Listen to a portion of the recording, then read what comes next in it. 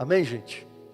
Nós tivemos aqui, agora há pouco, um aviso muito importante sobre o trabalho que haverá com as crianças no dia 25. E você sabe que Jesus, Ele amava muito as crianças, né? Certa vez Jesus estava pregando num lugar e as mães levaram os seus filhos, os pequenos, para Jesus abençoá-los. E as crianças gostavam de estar junto com Jesus, porque você sabe que criança é um sujeito muito sincero, né? As crianças são muito sinceras. Uma criança, ela não fica perto de alguém que ela não gosta. Uma criança não fica junto de alguém que ela tem medo. Uma criança não fica perto de alguém com quem ela se sente intimidada. As crianças são muito sinceras no seu modo de agir. Teve uma vez que eu e a Nil fomos visitar um casal da nossa igreja e a gente levou a Marcela, do Wellington e da Andréia.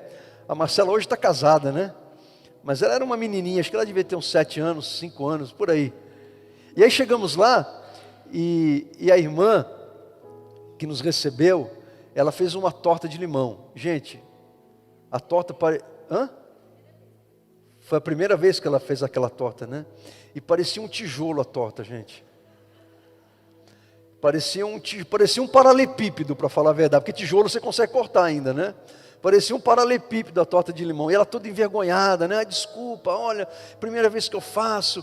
E eu e a Nil ali sendo educados. Não, ela até que está gostosa, está dando para mastigar, né? Aquela coisa toda. Aí a Marcela chegou e falou assim, só de ver já vi que o negócio estava ruim. Já soltou assim, porque criança, gente, criança é muito sincera, né? Criança não tem muito filtro, né?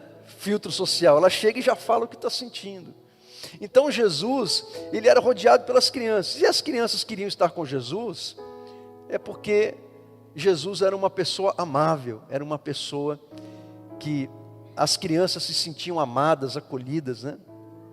E as mamães levaram lá, certa vez, os seus filhos, para Jesus abençoá-las. E você sabe o que os discípulos acharam, quando viram aquilo ali? Os discípulos acharam que as crianças iriam atrapalhar Jesus naquele momento.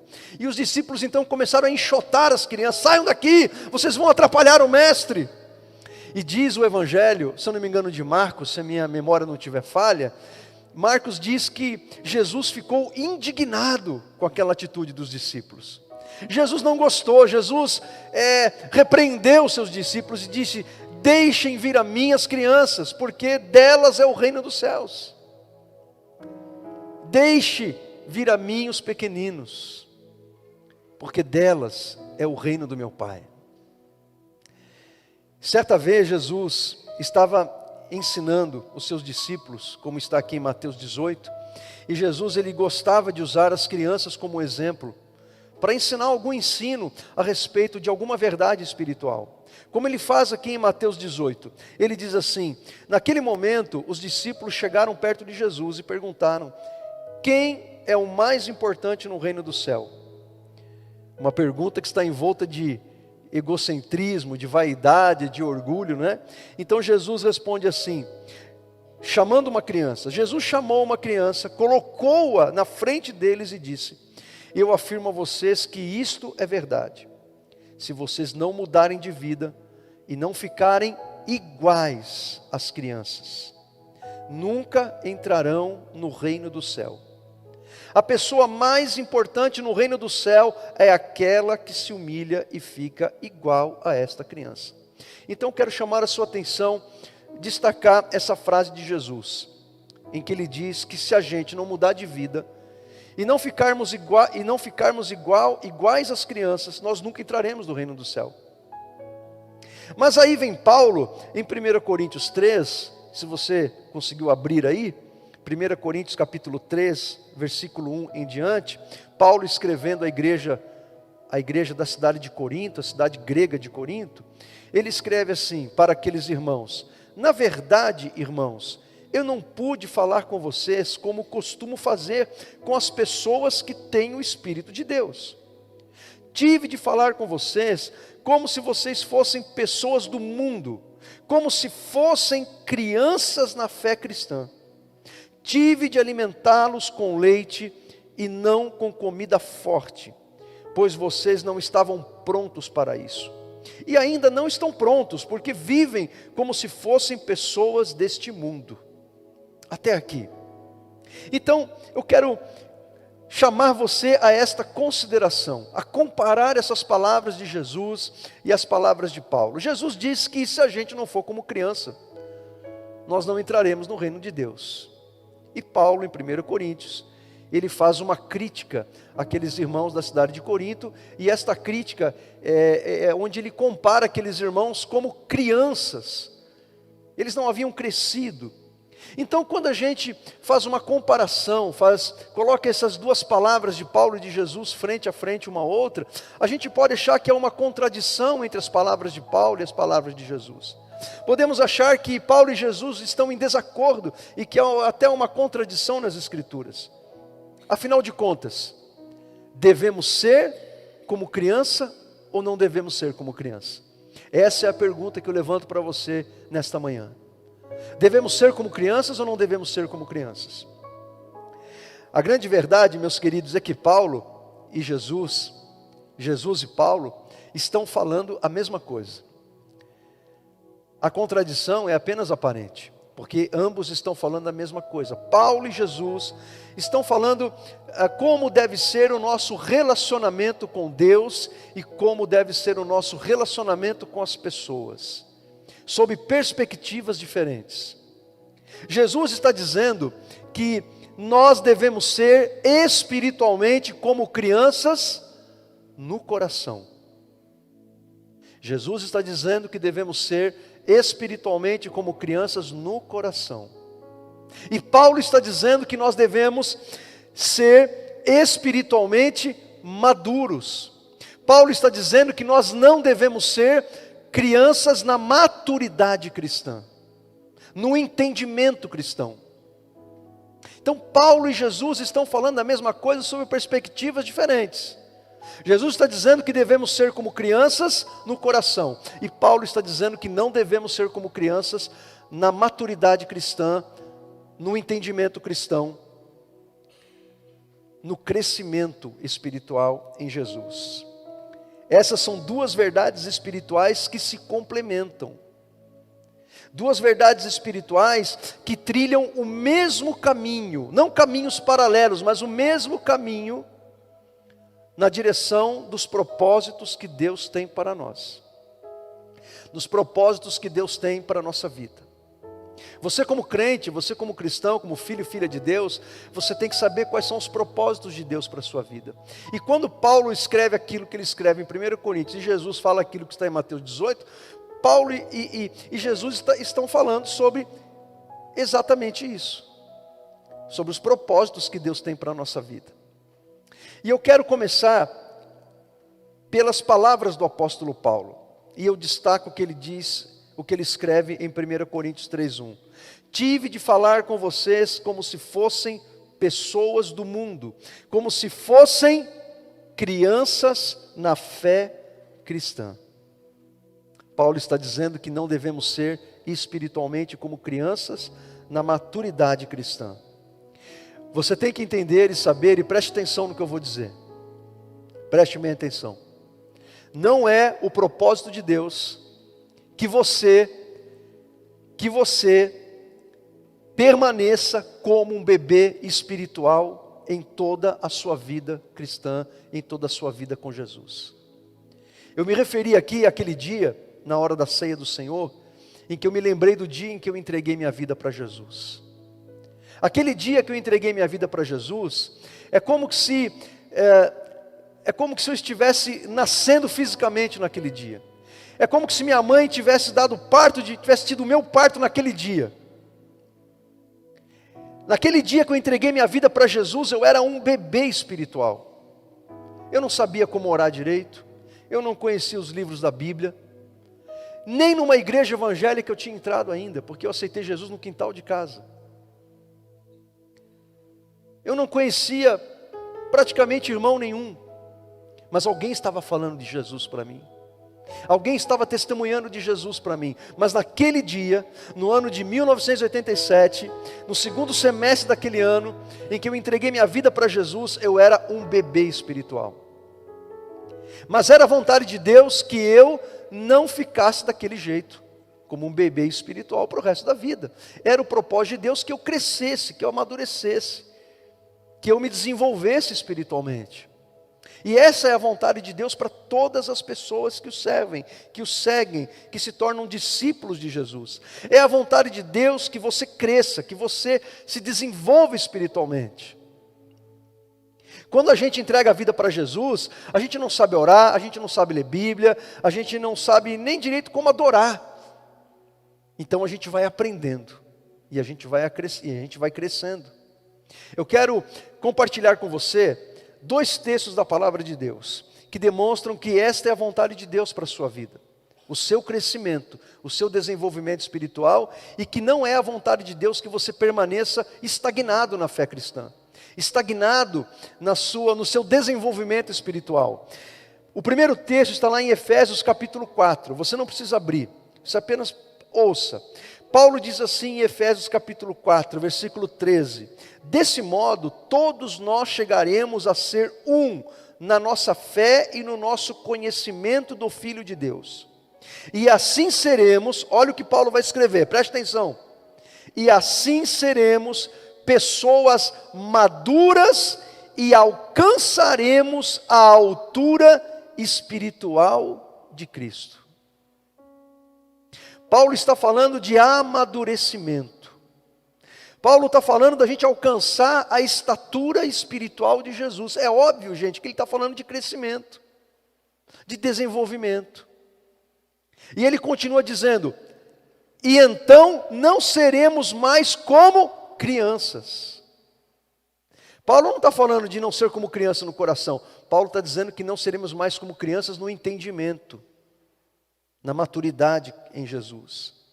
Não seremos mais como crianças, arrastados pelas ondas e empurrados por qualquer vento de ensinamentos de pessoas falsas. O bebê espiritual, a criança espiritual nesse sentido, é aquela pessoa que acredita em tudo que ela ouve. O bebê espiritual, a criança espiritual que não cresceu, que não se desenvolveu, é aquela pessoa que ouve tudo quanto é pregador. No YouTube, no Instagram, no Facebook, ela recebe tudo, visita um monte de profeta, quer receber profecia, quer receber revelação, a cabeça dela é uma salada apodrecida de tudo quanto é ensino, que para ela não faz sentido, porque ela se deixa envolver, como diz Paulo, por todo o vento de doutrina. Aí essa pessoa, quando está na igreja dela ouvindo a palavra do Senhor, pregada pelo seu pastor, pelo profeta do Senhor na vida dela, essa pessoa não consegue entender, porque ela está recebendo tanto ensino diferente, que aquilo que é ensinado na igreja dela, ela não consegue entender, ela não consegue absorver, porque ainda é um bebê espiritual, é uma criança espiritual. Deus fala com ela, ela não entende, ela não ouve, ela não percebe, ela não desenvolveu discernimento espiritual. Ela confunde a voz de Jesus com a voz do diabo e a voz do diabo com a voz de Jesus. Você é essa pessoa ou você já cresceu? Ou você está crescendo? Porque o crescimento é contínuo, ele não para. Não tem um estágio que a gente chega a crescer, não, é um crescimento contínuo. Olha o que o autor aos Hebreus escreveu aos seus destinatários no capítulo 5. Ele escreve assim: depois de tanto tempo, vocês já deviam ser mestres. O autor aos Hebreus está escrevendo para destinatários, para leitores que haviam saído do judaísmo e se convertido a Jesus. E agora eles estavam fazendo o caminho inverso, eles estavam voltando às práticas judaicas. Eles estavam voltando às práticas judaizantes. Como algumas igrejas hoje fazem, né? Nos cultos cristãos, coloca lá elementos do judaísmo, é candelabro, é bandeira de Israel, é arca da aliança, e eles é festa dos tabernáculos, e atribui valor espiritual àquilo. Isso é um retrocesso, irmãos, à antiga aliança. E era isso que esses destinatários da carta aos Hebreus estavam realizando, estavam fazendo. Estavam voltando às antigas práticas da lei de Moisés como algo importante e necessário para a salvação. Eles estavam regredindo na fé. E o autor aos Hebreus está dizendo: olha, pelo tempo que vocês têm, caminhando com Jesus, vocês já deviam ser mestres, vocês já deviam estar ensinando outras pessoas, vocês deviam estar dando aula para as pessoas, vocês deviam estar influenciando outras pessoas, impactando a vida das pessoas, pela maturidade cristã. Mas ainda precisam de alguém que lhes ensine as primeiras lições dos ensinamentos de Deus. Ou seja, ele está dizendo, olha, vocês ainda sabem muito pouco o significado de ceia, de batismo, de conversão, arrependimento de pecados. Os fundamentos da fé cristã. Eles ainda estavam aprendendo essas coisas e não estavam absorvendo as verdades dessas verdades espirituais.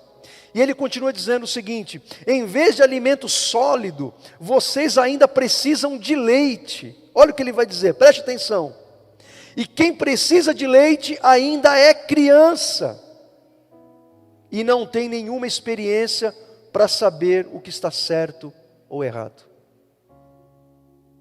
Ele está dizendo que há cristãos que são como criança, que precisam de leite.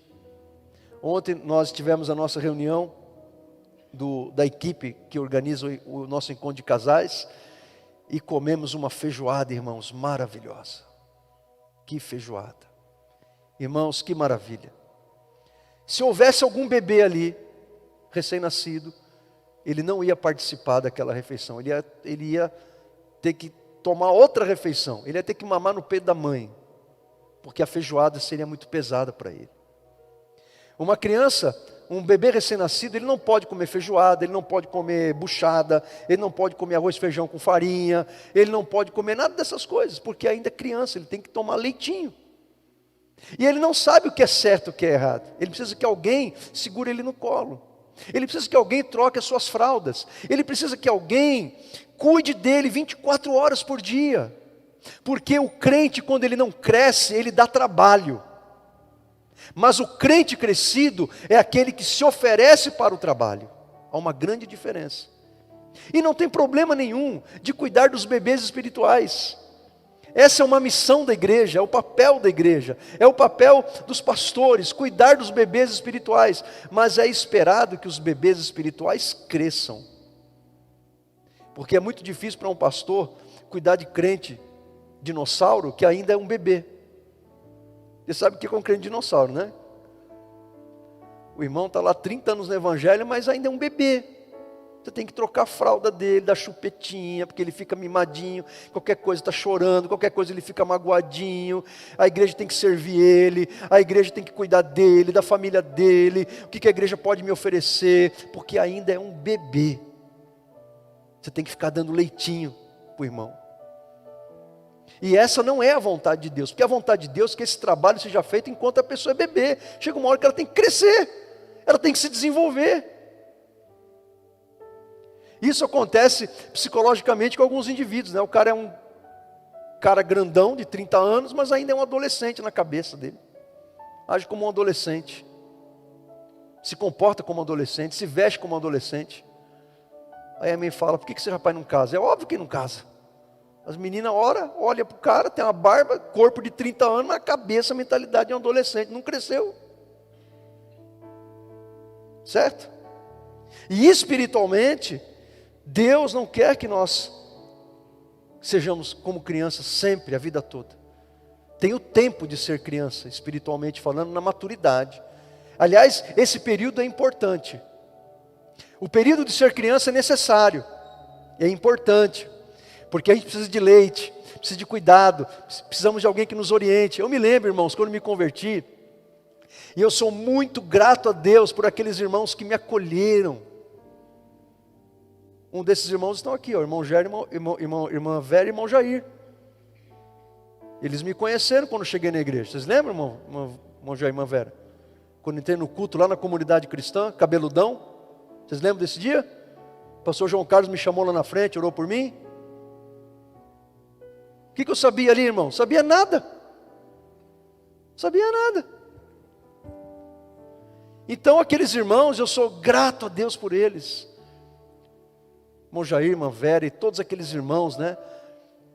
Da comunidade cristã, era o nome que se dava. Pessoal do Herdeiro de Cristo, do Ágape. aqueles irmãos saídos da igreja metodista e da igreja presbiteriana, né, que aceitaram a obra do Espírito Santo, o batismo no Espírito Santo. Gente, aqueles irmãos me acolheram com tanto amor. Eles me deram um leitinho, me pegaram no colo, cuidaram de mim, me amaram. E como aquilo foi importante. E é importante para todos os novos convertidos esse cuidado. Mas chega uma hora que a gente tem que crescer, a gente tem que se desenvolver. A gente não pode ficar o tempo todo assim. Você está entendendo? Olha o que o autor aos Hebreus continua dizendo em Hebreus 5. Porém, a comida dos adultos é sólida, pois eles pela prática sabem a diferença entre o que é bom e o que é mal. Olha só, pela prática sabem a diferença do que é certo e o que é errado. Então como que você cresce espiritualmente? Hoje, nesse exato momento, você está experimentando algum tipo de crescimento. Jesus disse, você já falou para os discípulos, né? Vocês já estão limpos pela palavra que vos tenho dito. Quando nós paramos para ouvir a palavra, algo espiritual está acontecendo dentro da gente. Quando estamos recebendo essa palavra com humildade, com desejo de aprender, com fé, com o desejo de sermos transformados pelo Senhor. Porque há muitas formas de ouvir a palavra. A gente pode ouvir a palavra com ceticismo, com incredulidade, com ironia, com sarcasmo, com dúvida, com desprezo. Eu não sei como está o teu coração aí agora. Se você está ouvindo a palavra do Senhor com humildade, com desejo de aprender, com sede, com fome da palavra, que você quer aprender com o Senhor, algo o Espírito Santo está fazendo dentro de você aí agora. Por isso que Paulo diz que a espada do Espírito é a palavra de Deus. O Espírito e a palavra agem juntos na nossa vida para produzir o quê? Transformação que vai gerar crescimento. Então você estar aqui hoje, você está promovendo o teu crescimento. Mas não é só isso. Nós precisamos, para crescer, nós precisamos falar com Deus todos os dias. Precisamos orar a Deus. Precisamos falar com Ele. Quando você está orando e falando com Deus todos os dias, não é somente no domingo, ou quando o calo aperta, quando um problema surge, aí você lembra que existe um Deus no céu. Você tem que falar com Deus todos os dias. Crescimento. Você cresce lendo a Bíblia todos os dias. E ler a Bíblia, preferencialmente, de uma forma sistemática. Você começa num livro e vai até o final. Não é aquela coisa de chacoalhar a Bíblia, Deus fala comigo, né, e onde cair, Deus fala com você. A Bíblia, gente, não é um livro mágico. A Bíblia não é um livro de magia. A Bíblia é um livro de instrução, de verdade espiritual que transforma a tua vida. Então você precisa pegar um livro da Bíblia, ou um testamento da Bíblia e ir do começo ao fim. E quando você vai ler a Bíblia, o que você tem que fazer? Você tem que orar ao Senhor. Senhor, fala comigo, me dá a tua instrução. Espírito Santo, me revela, abre os meus olhos, abre os olhos do meu entendimento para compreender a tua palavra. Aí você leu a Bíblia, leu lá aquela porção da Bíblia, aí você ora de novo, pede para o Espírito Santo te ajudar a aplicar na tua vida, você praticar aquilo que você leu. Então você vai crescendo. Crescimento. Para você crescer, você precisa também estar em comunhão com os irmãos. Andar com os irmãos. Ninguém pode crescer andando sozinho. Esse negócio dos desagrejados, não, eu sou a igreja de Jesus. Eu sou a igreja de Jesus. Isso é um contrassenso, gente. É uma contradição tão grande. Porque a palavra igreja, lá no seu original grego, eclésia significa exatamente, tem um significado plural, de pluralidade, de coletividade. Igreja significa um grupo de pessoas reunido. Igreja significa assembleia, congregação, um grupo de pessoas chamados para fora que se reúnem no determinado lugar. Isso é igreja. Então a pessoa que diz eu sou a minha igreja e fica em casa fazendo não sei o quê, isso é uma contradição. Porque a igreja não é uma pessoa, a igreja é formada por várias pessoas que comungam da mesma fé, do mesmo Deus, do mesmo Espírito, da mesma palavra. Então não tem como alguém crescer espiritualmente em casa, assistindo só culto pela internet, ou quando dá vontade. Nós temos que caminhar juntos, andar juntos. Terça-feira, às 2h30, a irmã Maria do Carmo estava com as irmãs aqui orando. Não é isso, irmã Maria do Carmo? Às 3h. As irmãs estavam orando aqui à tarde. Crescimento. Crescimento. Terça-feira, eu e a Nil estávamos com os líderes de casal, treinando eles, fazendo eles passarem por uma experiência que eles vão compartilhar com os casais dos seus grupos. Crescimento. Ontem os grupos estiveram reunidos e eu recebi as fotos. Gente, que coisa linda aquilo. Os casais compartilhando das suas experiências. Aí depois vem as fotos, né, de caldo, de cachorro-quente, né, aquela comilança toda, pizza, os irmãos comendo juntos, sentados à mesa. Crescimento. Não tem como a gente crescer se a gente não andar junto. Nós temos que andar junto. Você não vai conhecer todo mundo da igreja, mas alguém você tem que conhecer. Você tem que andar junto, porque não tem como crescer se a gente viver isolado. Paulo fala isso em Efésios capítulo 4, quando ele fala da importância do papel dos pastores que foram dados à igreja por Jesus. E quando ele vai explicar isso, ele fala dos membros da igreja, que um membro contribui com o outro, para o crescimento de cada membro e do corpo como um todo. Isso é Bíblia, gente, não é achismo, é o que está escrito na palavra de Deus. Você não pode crescer se você não buscar o Espírito Santo na tua vida. Se você não permitir que o Espírito Santo dirija você nas suas ações, decisões, nos seus planos que você faz na sua vida, você tem que buscar o Espírito Santo. E você somente pode fazer isso orando, adorando, buscando o Senhor, estando nos cultos. Então, gente, são formas tão simples, mas que requerem dedicação, esforço, sacrifício, renúncia. Caso contrário, não vamos crescer. Precisamos crescer. Você tem experimentado o crescimento espiritual em Jesus?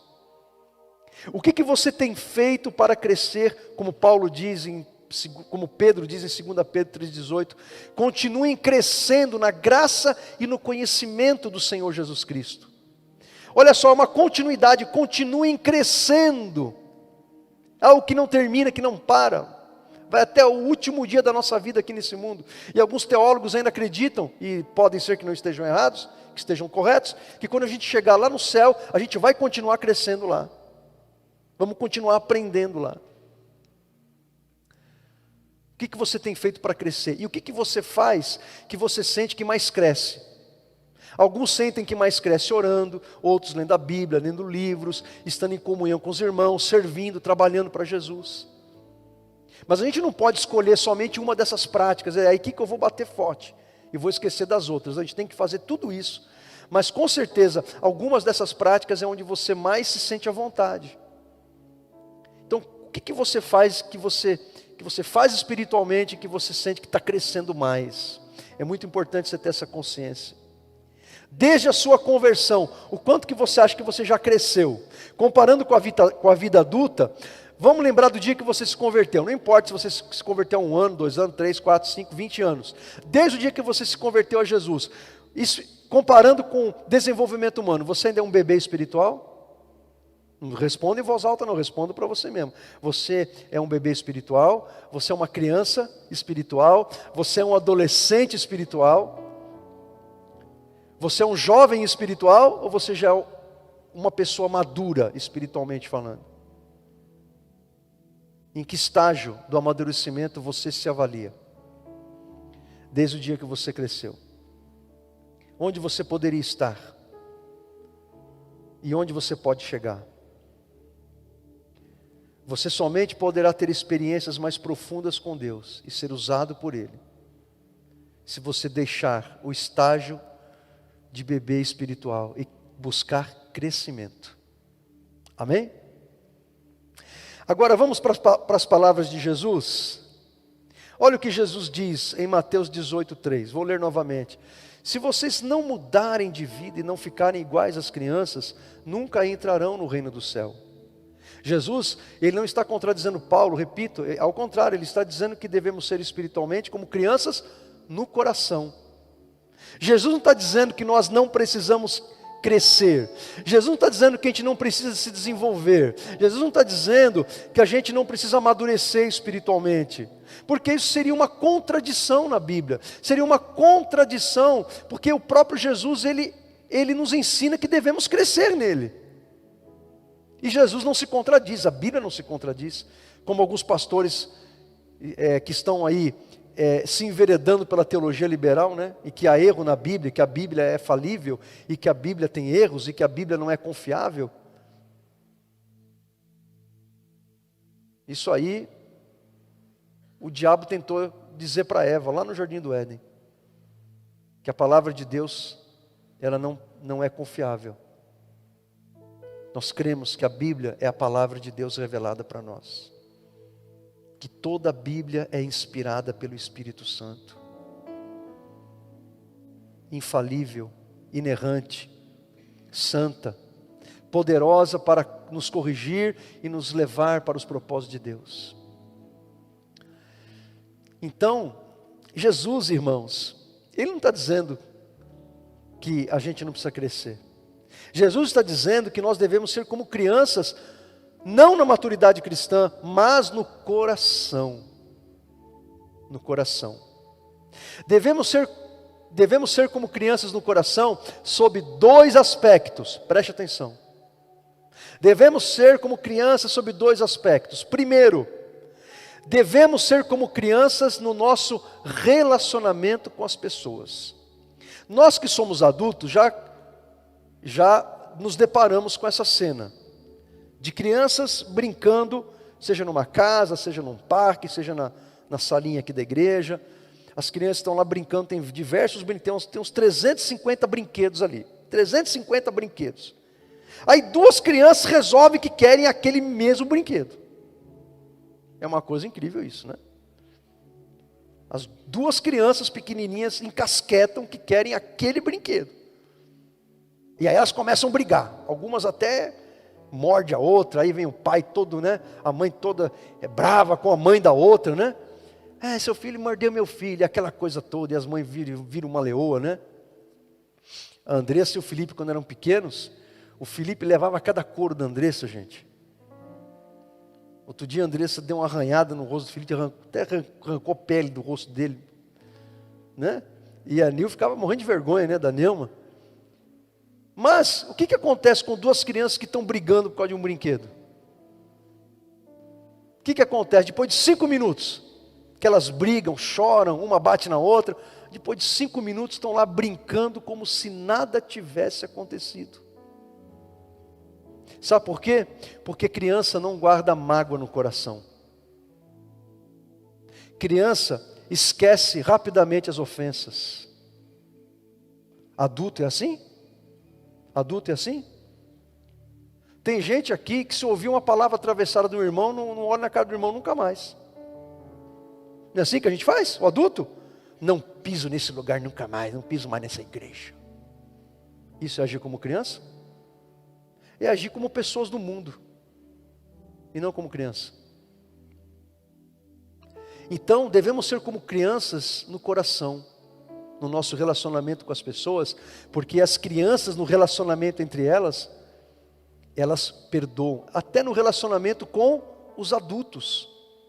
Quando você disciplina o teu filho, de alguma forma, porque ele fez uma traquinagem, o teu filho, a tua filha não deixa de te amar. Ele continua te amando, porque ele sabe que você é o pai, você é a mãe. Dele vem o carinho, do pai e da mãe vem a proteção, não é? O mesmo pai, a mesma mãe que disciplina, é o mesmo pai, a mesma mãe que dá carinho, que dá amor, que dá atenção. Já pensou se filho virasse a cara para o pai ou para a mãe, porque foi disciplinado? O coração da criança é um coração perdoado. Se não perdoarmos o nosso próximo, nós também não seremos perdoados por Deus. Gente, isso é muito sério. O Novo Testamento nos ensina que o nosso relacionamento com Deus depende do nosso relacionamento com as pessoas. Olha o que Paulo diz o que Pedro escreve para os casados em 1 Pedro 3. Pedro escreve o seguinte: maridos, cuidem bem das suas esposas, tratem suas esposas com honra, com respeito, com dignidade. Porque caso contrário, as orações de vocês serão interrompidas. Sabe o que a Bíblia está nos ensinando? Que o marido que trata mal a esposa, quando vai falar com Jesus, Jesus nem ouve a oração do cara. Se você está tratando mal a tua mulher, Jesus não está ouvindo a tua oração. Você pode se esgoelar. Você tem que se arrepender e começar a tratar a tua mulher com honra, com respeito, com dignidade. E é óbvio que esse princípio é válido para as mulheres também, porque Deus é um Deus justo e Ele não faz acepção de pessoas. Por isso que no Evangelho não há lugar nem para o machismo e nem para o feminismo. O machismo faz com que os homens oprimam as mulheres, e o feminismo faz com que as mulheres tratem os homens como seus rivais, como pessoas que elas devem combater. No Evangelho não há lugar nem para o machismo e nem para o feminismo. Ontem eu falava sexta-feira, para a Marcela e para o Roger, que estão fazendo curso de noivos, eu falava para eles, qual que é o papel mais difícil do homem ou da mulher, que Deus estabeleceu, né, na palavra? Deus estabeleceu papéis muito claros, o papel do homem e da mulher dentro do casamento. E eu perguntei para eles, qual que é o papel mais difícil, né, do homem ou da mulher? Sabe qual é o papel mais difícil? Não tem papel mais difícil, porque no frigir dos ovos, o resumo da ópera, do que Paulo escreve em Efésios 5, em Colossenses 3, 1 Pedro capítulo 3, o que a Bíblia está orientando maridos e mulheres fazerem é um cuidar do outro, um servir ao outro, um proteger ao outro. Quando o marido e a esposa estão cuidando um do outro, protegendo um ao outro, cuidando um do outro, estão cumprindo os papéis que Deus designou. E quando há cuidado, proteção, respeito, não pode haver nem machismo e nem feminismo, porque as duas ideias, os dois comportamentos, as duas ideologias são contrárias àquilo que Deus estabeleceu na palavra. Por isso que não há lugar nem para o machismo e nem para o feminismo dentro do Evangelho. O que eu quero acentuar para você nessa manhã? Que o nosso relacionamento com Deus depende do nosso relacionamento com as pessoas. Se você é uma pessoa que tem facilidade em guardar mágoas no coração, você se magoou por qualquer coisa, e você fica ruminando e pensando o que você poderia ter dito, o que você poderia ter feito, como você vai fazer para se vingar, você tem que pedir para que o Espírito Santo ajude você a tratar o teu coração. Porque isso pode estar afetando negativamente o teu relacionamento com Deus. Paulo escreveu em Efésios 4:32, perdoem uns aos outros, assim como Deus por meio de Jesus perdoou vocês. É a parábola do credor incompassivo, né? Está lá em Mateus 18, se a minha memória não tiver falha, né? Em que havia um servo que tinha uma dívida enorme, e Jesus ali usa de uma figura de linguagem. Gente, presta atenção aqui em mim, ó, presta atenção em mim aqui, ó, aqui em mim. Presta atenção aqui, ó. Jesus, nessa parábola, ele descreve um servo que tinha uma dívida tão grande. Ali Jesus, na parábola, ele usa de uma figura de linguagem, em que a dívida é uma dívida astronômica, impossível de ser paga. Jesus usa de uma figura de linguagem que é um exagero, é um absurdo. E Jesus ele faz isso propositalmente, porque é exatamente isso que significa o nosso pecado diante de Deus. Não há nada que podemos fazer para nos justificar a nós mesmos diante de Deus. Jesus teve que morrer no nosso lugar, para que pudéssemos ser perdoados por Deus. E aí tinha um servo que estava devendo para o conservo, que foi perdoado de uma dívida astronômica, e aquele servo não quis perdoar o seu conservo, que era uma dívida pequenininha. E a explicação da parábola, o significado é que essa dívida pequenininha são as dívidas que nós temos uns com os outros, as ofensas com as quais nós nos ofendemos. O que Jesus está nos ensinando é que qualquer ofensa que a gente venha sofrer, a gente tem que perdoar. Porque a ofensa que Deus nos perdoou foi muito maior, impagável, impagável. Mesmo que você morresse 1000 vezes na cruz, não seria suficiente, porque você é pecador. Eu sou pecador. Um homem santo, sem pecado, e ao mesmo tempo que fosse Deus, teria que nos representar na cruz. Porque a salvação tem que vir de Deus. não pode vir do homem. E Jesus é Deus. E tinha que vir de um homem sem pecado, que nos representasse. Jesus cumpriu a perfeita exigência, perfeitamente a exigência da justiça divina na cruz. Então nós temos que pensar, estou sendo como criança nos meus relacionamentos? Estou superando? Estou vencendo as ofensas por meio do amor de Deus? E o segundo aspecto de como ser criança, espiritualmente falando, não na maturidade, mas no coração, devemos ser como criança em nosso relacionamento com Deus. Em que sentido? No sentido de que somos convidados a confiar plenamente no nosso Deus. Porque uma criança tem plena confiança que o pai e a mãe vão cuidar das suas necessidades. O meu pai, ele enfrentou aquela crise da década de 80, em que a inflação era astronômica, muito desemprego. Eu me lembro do meu pai chegando em casa preocupado, porque estava desempregado, e também participei das alegrias, quando ele chegava com a carteira assinada, e aquela dificuldade toda, gente, quem viveu essa época sabe como é que foi, e sabe quantas noites eu deixei de dormir por causa disso? Nenhuma. Não deixei de dormir, não fiquei perambulando pela sala, A dona Edna chegava lá na sala, via o Marcelinho lá, caminhando de um lado para o outro, olhando preocupado pela janela. Que foi, filho? Não, mãe, estou preocupado por causa da inflação. Estou preocupado por causa do Delfim Neto, por causa da economia do país. Estou preocupado porque o pai está desempregado. Irmão, deitava e dormia, filho. Vamos descansar, vamos dormir, amanhã vamos brincar e vamos comer de novo. É isso aí, certo? Você nunca vai ver uma criança acordada de madrugada com ansiedade por causa da crise da bolsa, por causa da guerra da Ucrânia, por causa que o pai está desempregado, a mãe está endividada. A criança, ela confia. Dá para você compreender isso? A confiança que a criança tem de que nada vai lhe faltar. Ela não quer nem saber como que vai vir. Vai vir. Ela acredita, ela crê, ela sabe que vai vir. De um jeito ou de outro. Mesmo que não seja pizza mais, que seja o ovo. Mas vai vir. E a criança percebe. Opa, peraí, a gente saía para comer, agora a gente não sai mais. Era uma pizza 4 queijos, agora é esfirra de carne. Na promoção. Mas ela sabe que vai vir.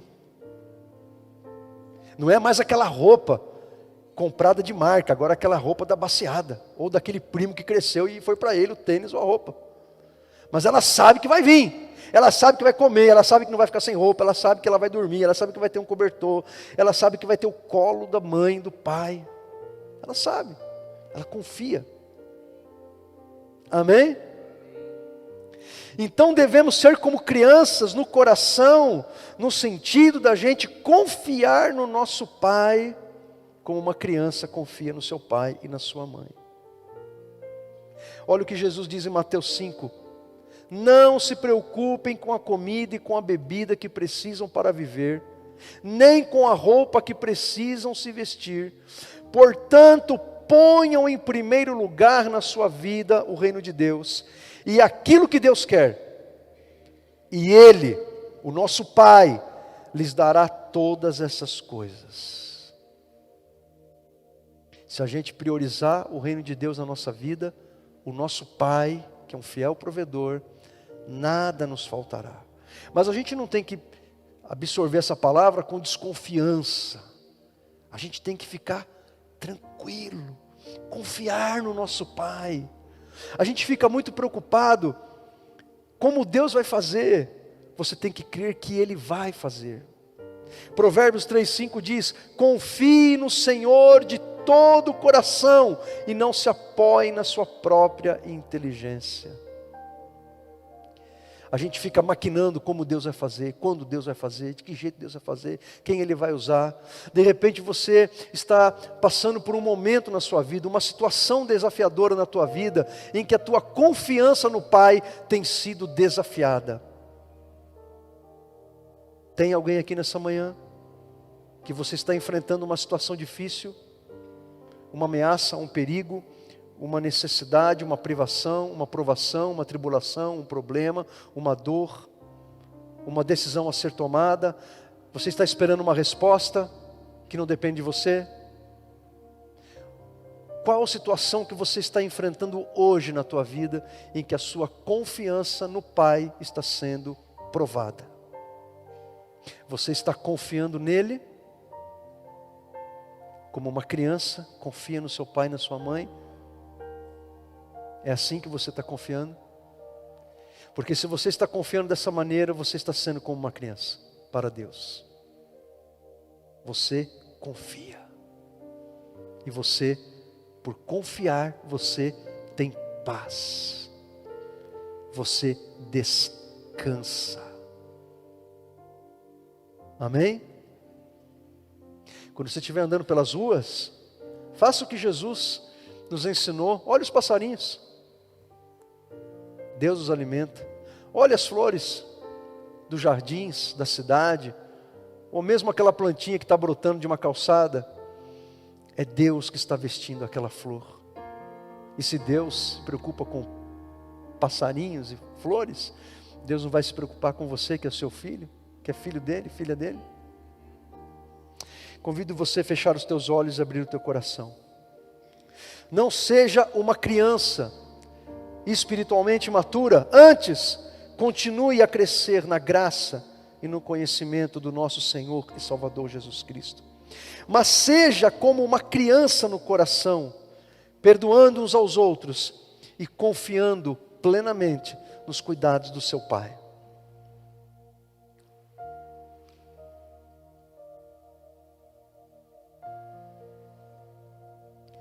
Eu quero convidar você nesse momento a levar para Deus alguma situação que você precisa perdoar, que você precisa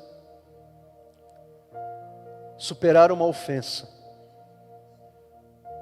E as ofensas, elas não podem ser superadas, as mágoas, nem com o tempo, nem trocando de igreja, nem mudando de calçada, nem fazendo de conta que existe algo lá dentro da gente que está nos incomodando. O único remédio para isso é o perdão. O perdão, muitas vezes, ele é difícil. Por isso que ele, muitas vezes, ele é um processo. Um processo que começa com uma decisão. Um processo que começa com uma decisão. Uma decisão que não precisa ser emocional, mas precisa ser espiritual. Todos nós nos magoamos. Todos nós nos ofendemos, porque temos um ego, temos um orgulho, temos a nossa justiça pessoal. Ninguém aqui pode tirar a pedra em alguém que está enfrentando esse problema, porque todos nós somos desafiados a perdoar. Todos nós, sem exceção. Há alguém que você precisa perdoar no teu coração. Talvez seja uma ofensa muito grande que você sofreu lá na tua infância. Quem sabe você sofreu algum tipo de violência física, sexual, moral, psicológica. Talvez você tenha sofrido a dor do abandono, da negligência. E você traz isso dentro de você. José, ele teve que ser como criança, quando seus irmãos apareceram lá no Egito. José enfrentou uma luta interna entre se vingar dos seus irmãos, que haviam vendido ele como escravo,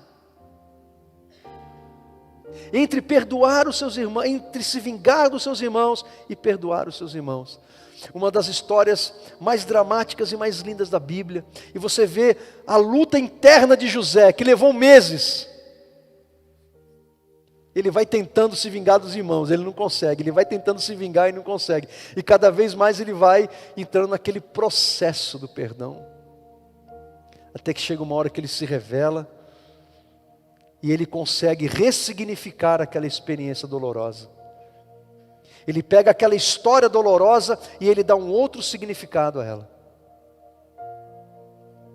Ele disse: não foi vocês que me enviaram para cá, foi Deus que me enviou para cá, para a gente salvar a nossa família da fome. Ele poderia ter dito assim: Deus enviou vocês aqui para eu me vingar de vocês. Mas Ele deu um outro significado, Ele ressignificou. Ele deu um significado positivo, espiritual de Deus, para aquela situação em que ver os seus irmãos, Ele não viu como uma oportunidade de vingança, mas uma oportunidade de contar uma versão diferente para aquela história e perdoar os seus irmãos. Uma das histórias mais lindas da Bíblia. E eu também quero também incentivar você a confiar em Deus. Quem sabe você tem alguma situação aí dentro de você que está tirando a tua paz, te trazendo ansiedade. Seja como uma criança e confie no teu Pai, porque Ele está cuidando de você. Deus não apenas cuida de você, Ele está cuidando de você. Não largue das mãos de Jesus, segure firme as mãos de Jesus, se lance aos braços dEle, Ele está te ajudando. Amém? Convido você a ficar em pé, e eu quero chamar você aqui à frente, rapidamente, eu não vou demorar. Você quer entregar para Deus, e dizer para Ele que você confia nele. Uma situação que está te trazendo preocupação, ansiedade, está tirando o teu sono, tirando a tua paz. Isso não torna você um mau crente, isso apenas revela a tua humanidade. Mas Deus nos convida nesta manhã, a gente dizer para o nosso Pai: Pai, eu confio em Ti. E eu quero entregar em Tuas mãos aquilo que está me trazendo ansiedade, preocupação, uma decisão que eu preciso tomar, um problema que eu estou enfrentando, um problema financeiro, um problema na família, um problema de relacionamento, uma situação difícil no trabalho, uma perda dolorosa. Como que eu vou fazer agora para virar a página da minha vida? Quais as decisões que você precisa tomar no momento difícil, no momento de crise? Eu quero orar por você. Paulo diz que devemos lançar a Deus toda a nossa ansiedade, porque Ele tem cuidado de nós. E quando a gente entrega aquilo que nos preocupa nas mãos de Deus, Paulo diz que a paz de Deus vai guardar os nossos pensamentos, os nossos sentimentos. E quando a gente tem os nossos pensamentos e os nossos sentimentos guardados pela paz que vem de Deus, a gente consegue pensar direito.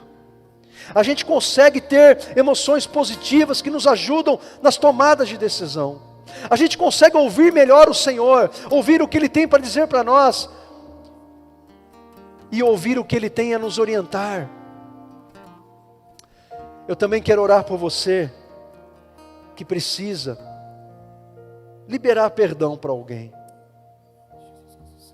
Esse sentimento está machucando você por dentro. A mágoa é como um veneno, a raiz de amargura é como um veneno que vai nos contaminando por dentro. E nós somente podemos perdoar, gente, é pela graça de Deus. É só pela graça de Deus, não tem jeito, é só pela graça de Deus, porque perdoar é difícil. A gente precisa da graça de Deus. Busca o Senhor agora de todo o teu coração. Fale com Ele.